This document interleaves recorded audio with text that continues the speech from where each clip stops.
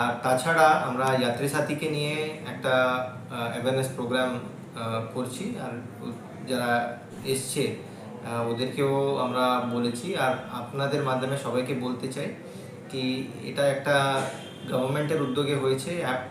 আর এটা সোজা ড্রাইভারকে প্যাসেঞ্জারের সঙ্গে কানেক্ট করে, মাঝখানে কোনো প্রাইভেট এজেন্সি থাকে না যারা প্রফিট নেয়।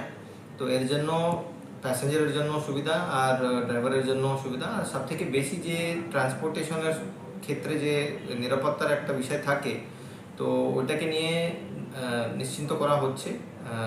আমরা পুলিশ এটাকে ইমপ্লিমেন্ট করছি।